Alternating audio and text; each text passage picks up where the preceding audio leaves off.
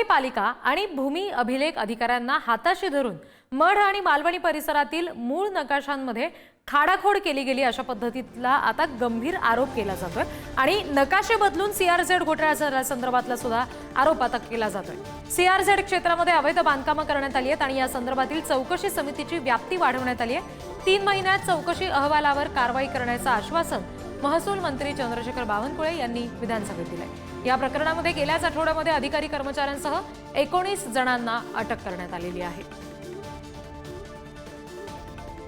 हा घोटाळा नेमका काय आहे बघूयात ग्राफिक्सच्या माध्यमातून, ते आपण समजून घेऊयात। मालाडच्या एरंगळ मढ आयलंड वर्सोवामध्ये सीआरझेड घोटाळा झाल्याचा हा सगळा आरोप आहे। मूळ नकाशामध्ये खाडाखोड करून सीआरझेड क्षेत्रामध्ये अवैध बांधकाम केलं गेलं असा आरोप आहे। 884 नकाशांपैकी 165 नकाशांमध्ये खाडाखोड केली गेली आणि अवैध बांधकाम झालं असा आरोप आहे। 320 पैकी 21 मिळकतींवर पालिकेकडून चुकीची परवानगी दिली गेल्याचा सुद्धा ठपका आहे। 299 मिळकतींवर परवानगी घेतलेली नाही असा सुद्धा या सगळ्या संदर्भात आरोप केला गेलाय। पी उत्तर विभागाचे तत्कालीन सहाय्यक आयुक्त घोटाळ्याचे मुख्य सूत्रधार असल्याचा आरोप आहे।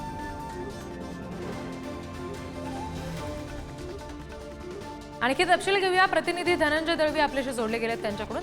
धनंजय, या सगळ्या घोटाळ्या दरम्यान सूत्रधार म्हणून काहींची नावं समोर येत आहेत, हे नेमके कोण आहेत समजू शकले का? त्यांच्यावर काही कारवाई होणार का? रिद्धी, या संपूर्ण प्रकरणामध्ये जर आपण पाहिलं तर एसआयटीची चौकशी झाली। एसआयटीने काही जणांना यामध्ये जर आपण पाहिलं तर ताब्यात सुद्धा घेतलं, म्हणजे अटक सुद्धा केली आणि त्या सगळ्या संदर्भातून माहिती ही गोळा केली जात असलेली पाहिजे। मात्र यामध्ये जे विधानसभेमध्ये सभागृहात जी माहिती मिळाली त्यानुसार मुंबई महानगरपालिकेच्या पी उत्तर विभागाचे जे तत्कालीन सहाय्यक आयुक्त होते हे या सगळ्याचे सूत्रधार होते आणि त्याचबरोबर त्यांनी स्वतःचं नाव जे आहे ते रेकॉर्ड आणि सर्व्हिस बुकमध्ये अगदी धनंजय, त्याच्यामुळे काय कारवाई होते या प्रकरणात हे पाहावं लागेल। धन्यवाद दिलेल्या माहितीसाठी।